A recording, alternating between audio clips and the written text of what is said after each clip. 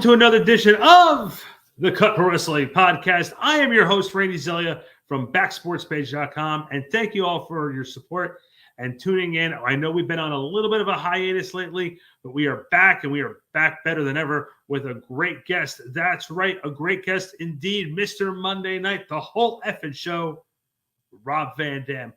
This is obviously not the first big guest we've had. We've had some great guests like the $1 Million Man, Ted DiBiase, Charlie Haas, the Good Brothers, Diamond Dallas Page, just to name a few. We've had them all here on the Cut Wrestling Podcast. Check out our link tree to links for our social media and all of our podcast platforms, iHeartRadio, Spotify, Apple Music. They're all on there. But again, this week's a big episode. Rob Van Dam, the whole effing show, is here. And listen, he's going to be telling stories to us about his time in ECW, WCW, WWE, TNA, his new YouTube channel that discusses his new business ventures. It's all here in this interview. So check it out right now. We also have a very big announcement for after the interview. Stay tuned for that here on the Cut Pro Wrestling Podcast. We are going to be back. I'll give down the whole schedule, the whole layout after the interview. So stay tuned for that. But right now, we got Mr. Monday Night, Rob Van Dam. All right, we're back here, Cut Pro Wrestling Podcast. I am with WWE Hall of Famer, the one and only, the whole effing show, Mr. Monday Night. I could go down all the nicknames if you really want me to, and then I can pretty much travel around the country and just introduce you that way, since I'll have all the nicknames now. But his real name, Rob Van Dam. He is with us right now. Rob, thanks for giving us a few minutes, brother. Absolutely, dude. Absolutely. So, I sent a little message out to some of the people who, some of our audience members, and they came back with a couple of questions.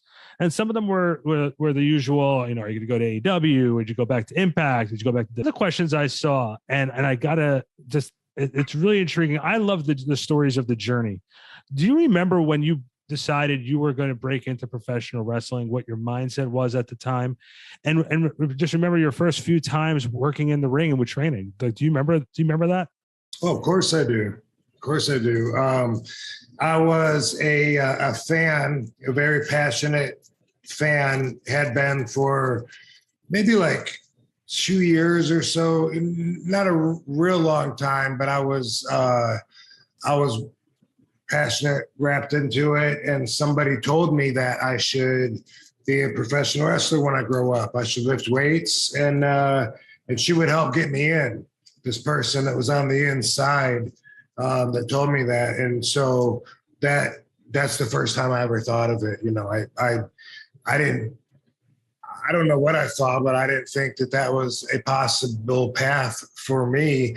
Just like a lot of my peers, or kids that went to Benfield High School, nobody thinks that's your path. It's not gonna happen. But anyway, yeah. So it was much later, because I was probably 14 or so. So it was much later when I actually was in the ring, probably 16, 17, 18, before I actually got trained by a professional, which was the original Sheik.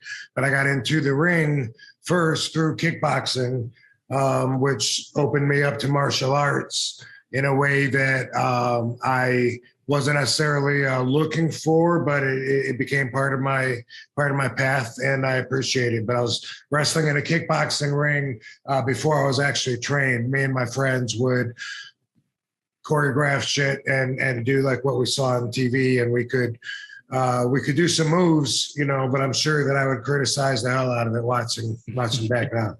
Well, when did you start with kickboxing?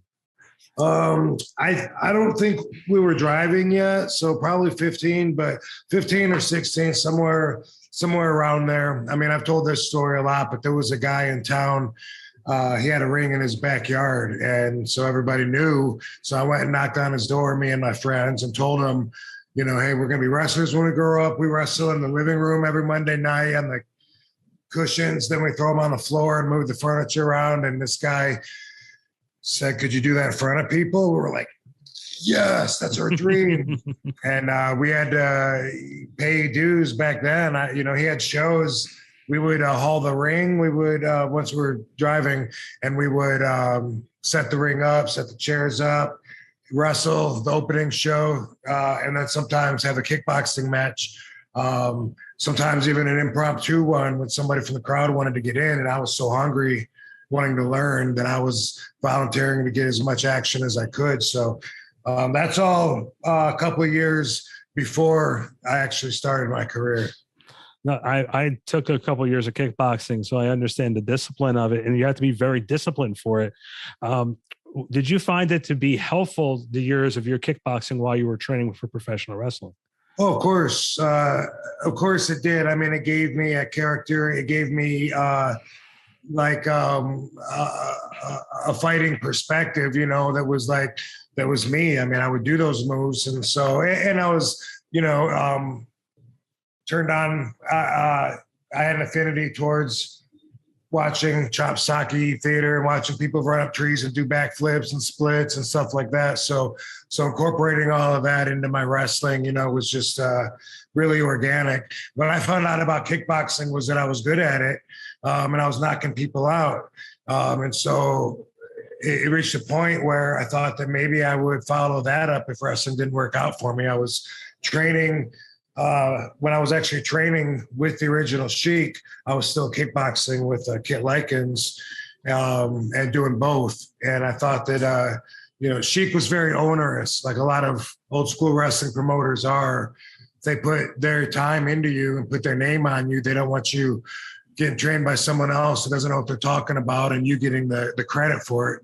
You know what I mean? And so I thought he would be upset if he found out that I was doing the fighting, and at a couple tough man contests, and the wrestling took off for me. What was the Sheik like as a teacher? Was he like no BS, balls to the wall? This is how it has to be. This is what's going to be expected of you. And also the first time you sort of went against the ropes and those first couple bumps, what was that like? Yeah, you get the big bruises underneath your arm when you start running the ropes. People don't realize that. You go home with a headache every night. But back then, this was 89. I mean, this was still when you would get stretched, beat up, abused, and they would test you to find out if you have what it takes to come back to workout number 2, if you deserve to be in the ring. And they test you for physical coordination and stuff. Nowadays, guys will just take your money to train you, even if you don't have any potential. But that's really the call of the person that's training. But it used to be such a secret society that you really had to work your way in. And so it was still during those times. And when the Sheik trained me, and Sabu would be in the ring with me, and there was like 2 other guys, sometimes 3. There was never a bigger class than that, really. He just trained us the mindset, really, and I think that's what made the difference. We were so committed, and still am. When I'm in the ring, I'm not in there to dance. I'm in there to fight, and that's what my mind is on the whole time, trying to be aware of everything that's going on. And I see other wrestlers. In fact, I'd say the standard for most of the guys, they seem to just be like waiting, trying to be in position for the next move. And to me, maybe it's my trained eye, but man, that kills me. It takes so much away from me. The Sheik never smartened us up. He never said, this is how you land and don't get hurt. He never said, this is how you take care of a guy. It was always about, get him, and anytime somebody was on the ground with their back, I better be jumping on them trying to pin because I am trying to win. That was the whole thing of the match. So never one time was there here's how you hit a guy and not break his jaw. There was none of that with the Sheik. And on that note too, do you remember when you had your first, I guess, the first match, your first, I guess, independent show or first opportunity to be in the ring? Do you remember much about like that? Because when I talk to a lot of different wrestlers, a lot of guys try to forget it. There are a lot of guys who are just like, I don't want to even talk about my first match. But what memories do you have of it? They were smart about it. They took care of me, protected me as far as that goes, because I had a match that was it was some kind of a kickboxing match. Me and my best friend who trained with me and did everything together, Dango, we wrestled each other, and I don't know what they called it, some kind of a kickboxing exhibition. And we had it where we would go a couple rounds doing what we knew and then get mad, the gloves come off, we start rolling on the ground, big run in, and that was it. So there wasn't really a chance to show too much weakness, and kind of we worked our way into the card by doing that, which was smart. Yeah, I can only imagine. And then obviously once you get a couple of reps under your belt, as far as a couple of matches under your belt, I bet you the confidence came in. I'm going to fast forward a little bit too, because I remember being 12, 13 years old, Rob, and I'm aging myself out a little bit, but I remember watching a young performer who I happen to be on a call with right now versus Scotty Flamingo on WCW. And I remember watching that match live. What was it like getting that opportunity with WCW? What was it like at that point, sort of behind the scenes? And what did you take away from that opportunity? Well, it was a great, exciting time in my career, but I was so young and green. There was not a lot of confidence, but you tend to listen to the people that you want to listen to when you get feedback, and the people that tell you that you're going to be a star and this and that. I did have that talk in my ear, but what I remember is like being so green, everybody wanted to put their own take, their own spin on me. And so it was like frustrating getting conflicting information. I remember Rip Rogers there at WCW saying, you do all those kicks and all those moves and everything, that doesn't mean anything. You just save it till the end, just do one kick and then it means something.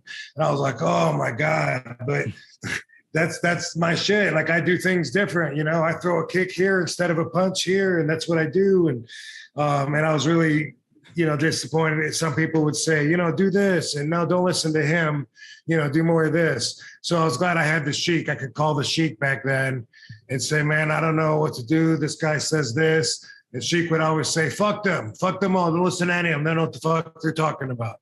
He said, you just listen to me. And so I had that advantage, which helped me out a lot, because that's part of, I think, everybody's career probably, when you start trying to put everything together. Who do you listen to? Who do you ignore? And, I kind of say, well, look at who you want to be like. Look at who you're listening to. I was in a gym one time at the Y Center, and I asked this guy about lifting weights. He was jacked, and he was telling me to eat healthy. And I was like, really? Because Tim was saying just eat 3 Whoppers instead of 1, and to put on weight, and it's more about. And he said, well, who do you want to look like, Tim or me? And he walked off offended. I was like, that makes a lot of sense.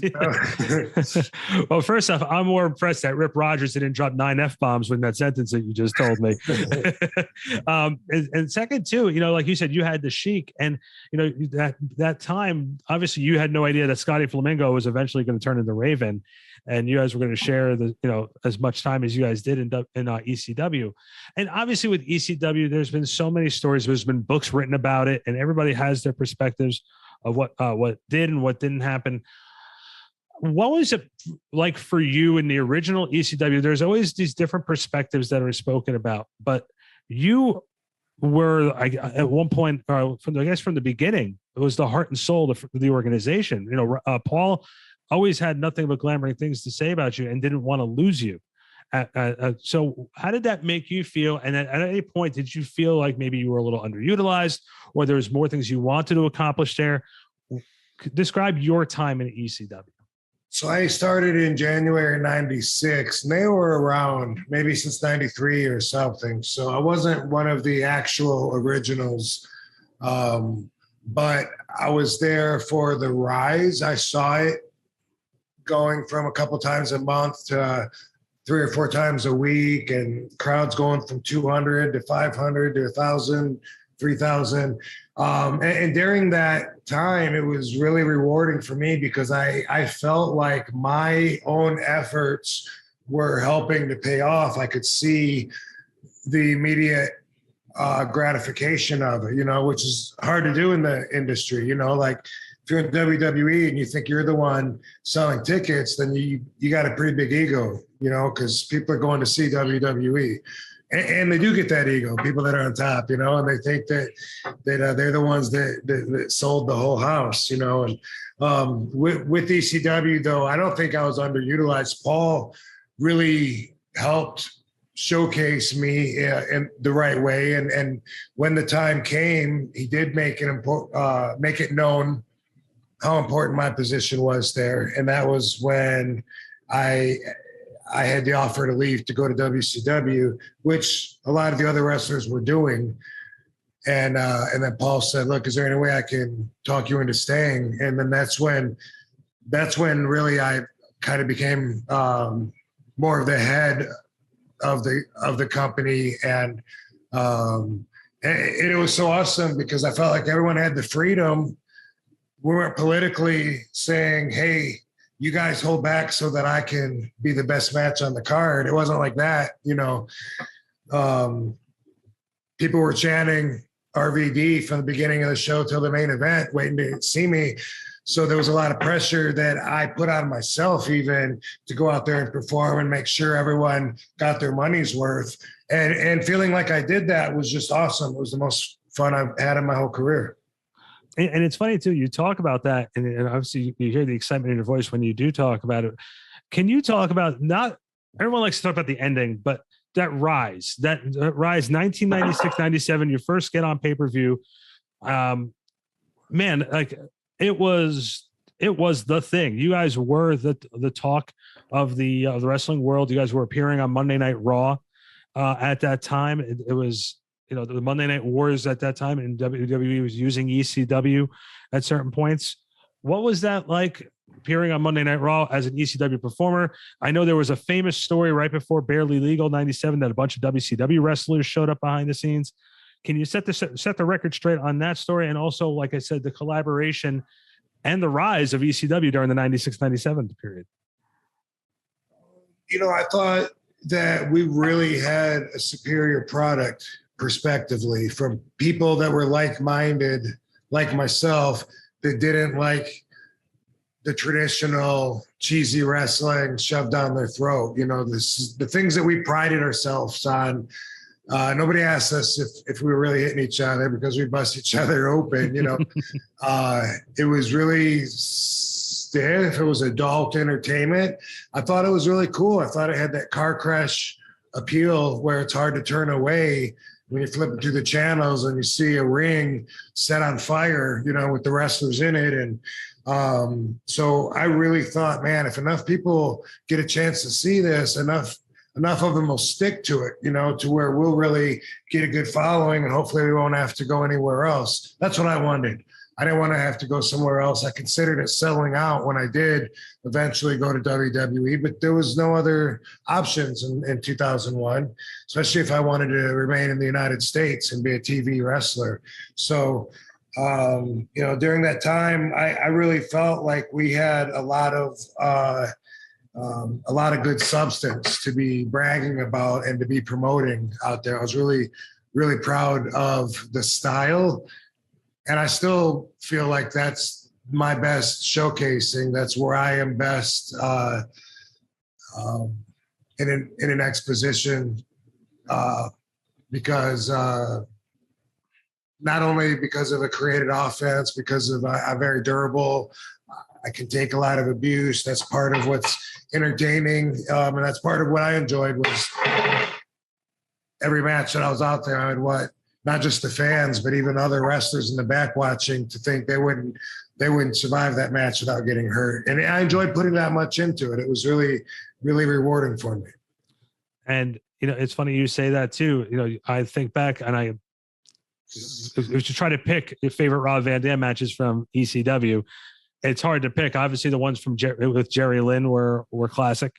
The stuff you did with Sabu was always great as well.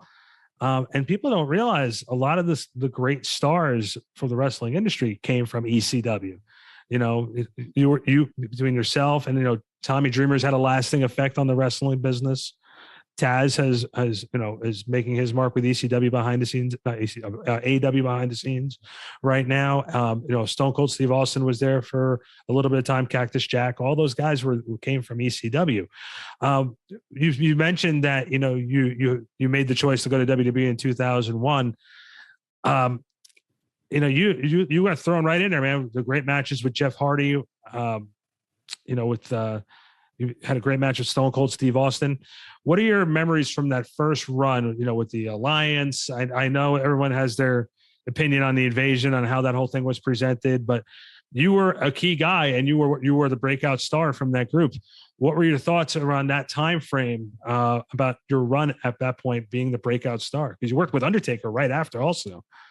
Yeah. Well, I went through cycles of being motivated and unmotivated. First off, just going there, I thought that I was surrendering my creative will and that they were going to maybe call me something, I don't know, Ronald McDonald, and put me as a clown. And who knows? You know what I mean? Like whatever the things that I'd seen them do, and I was like, they're going to erase my past and put me,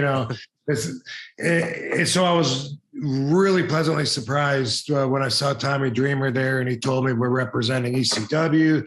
So I was super excited to come in that way, actually add depth to my career instead of burying it.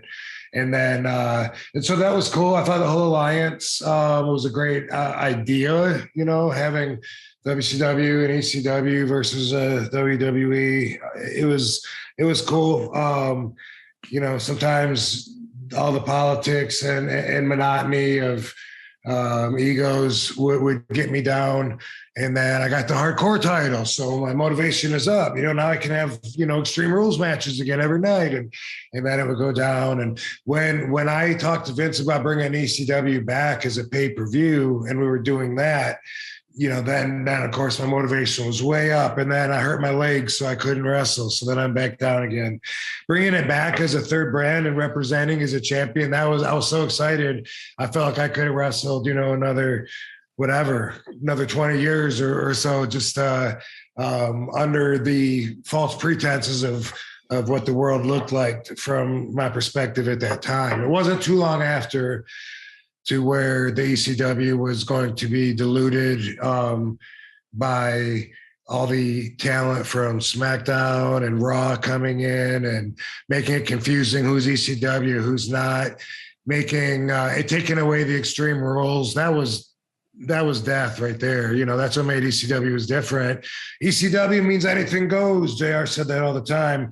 And then they changed it to ECW means one Extreme Rules match per night, which they already, had stuff to beat against that. So, again, my motivation was down. I was looking at this in my contract, and I knew when it was up, I was going to need a break at that point, regardless of what happened with me getting pulled over.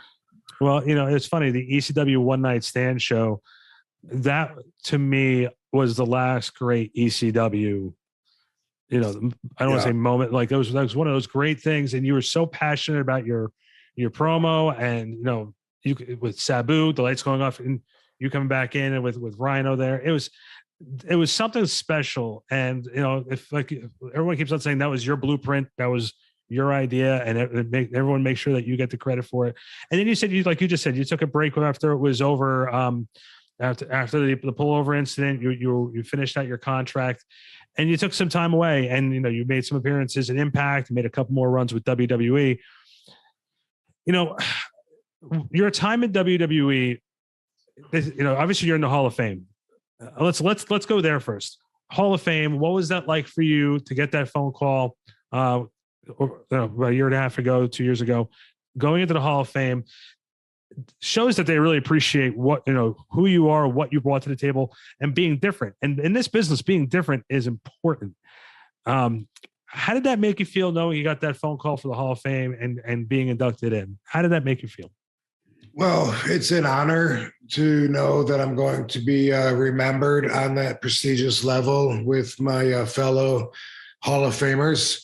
It felt also a bit, vindicating as far as, like they're welcoming me back in the family after seeming to, not really want me around that much, which they still don't. But I mean, there was a little bit of vindication, but it didn't matter that much. It's kind of like,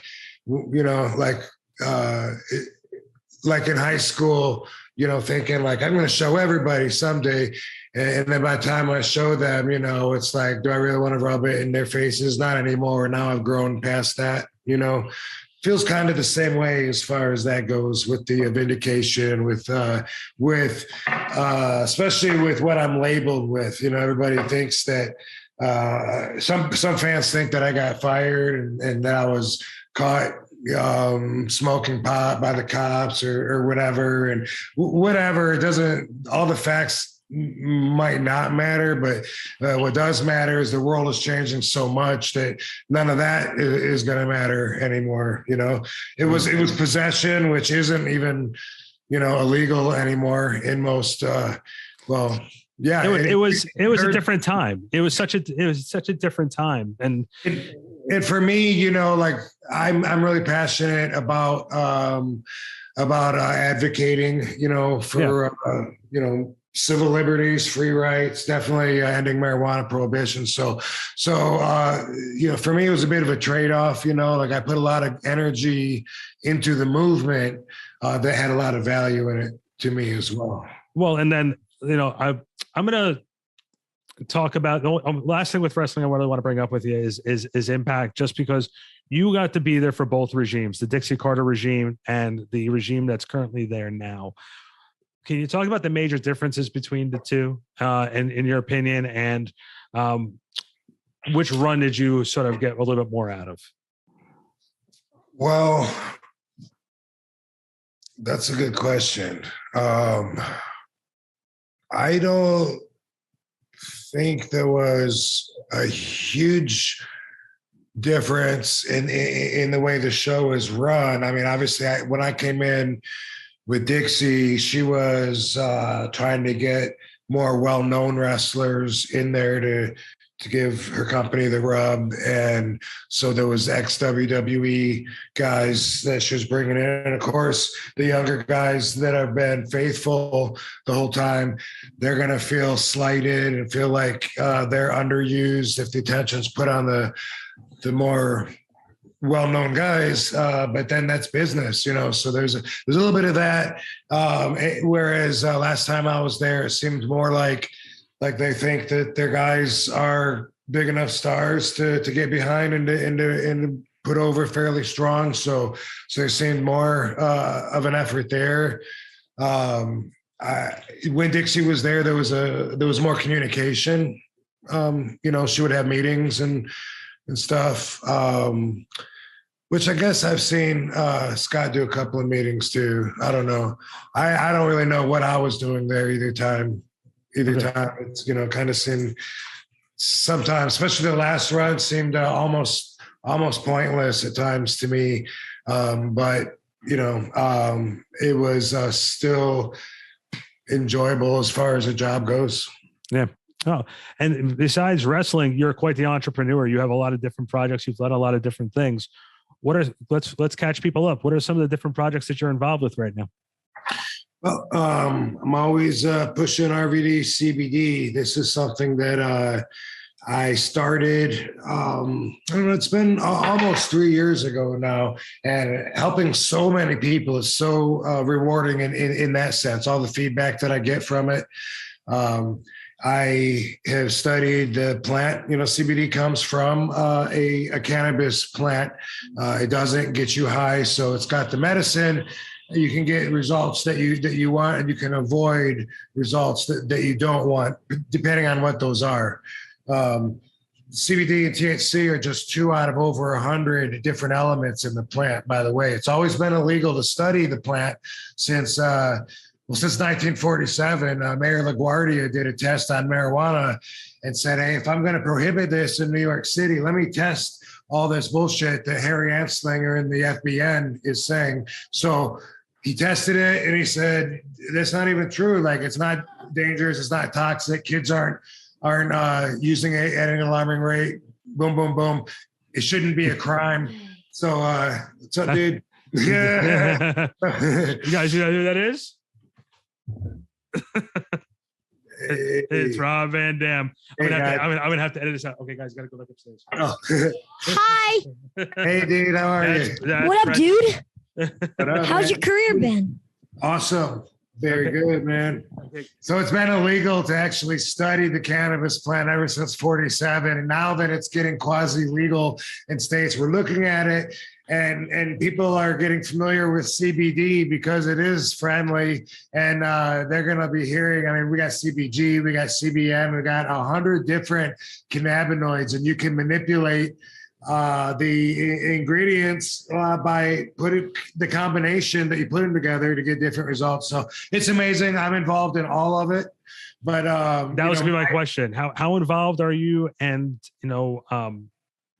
how many different companies did you have to partner up with to make this product work? Well, that's the thing is for instance, when it comes to CBD, redcbd.com is the best place to get it. We can ship it and we do everywhere. Now, when it comes to like THC, that has to be grown and licensed in each state separately. It can't cross state lines. So I have to collaborate with one partner in Oklahoma, somebody different in California, someone different in Nevada. And then when it comes to like Delta 8 and Delta 10, which is something else that you'll see at gas stations and everywhere. That's because where that's legal, it's completely legal. But some states still frown on that, just like kratom, which I want to handle as well, because these are all like natural things that can help people so much, and they need to know more about them. And unfortunately, I've read that up to like 78% of the CBD product that's out there in the gas stations and everything is misleading in the fact that it doesn't have what the label says it has on it. So because of that, people have either been screwed over, or they've gotten no results when they tried it, or they just don't even want to try it because they don't know which one to try. So I'm happy to be able to say, look, if it's got my picture on it, I'm telling you, I stand behind this. My pain cream is the best. I sampled so many pain creams before we made this. And I sent it back to the lab several times to tweak it, to get it right. That's how involved I am. Well, I know here in New Jersey, they finally passed. New Jersey finally passed. So and now just in my area alone, there's about 9 to 10 different shops.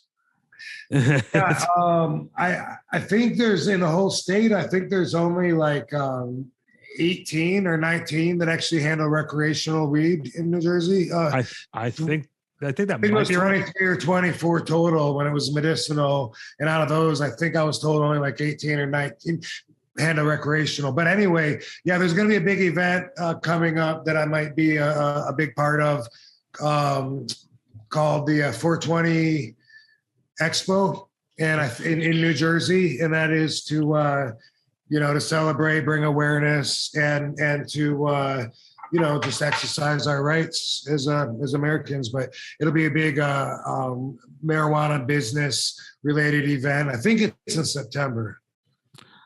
We'll do everything we can to help promote it, because we're definitely supportive of you. Last couple questions I had. One question was sent. What was it like for you when you first saw yourself with like merchandise, like action figures and different types of 7-Eleven cups and stuff like that, seeing your face on it? What was that like for you, and the feeling that you saw when you saw that? Yeah, just as exciting as you would think, probably. It's super cool, and then after a while, I don't want to say you come to expect it, but you almost feel entitled in a way to where you're offended when you're not chosen, when it's like, my ego would be crushed when I would walk into work and notice, like, how come I'm not on the trucks? You know what I mean? I go through the airport for WrestleMania, and they have all these huge banners with all these wrestlers all over the place.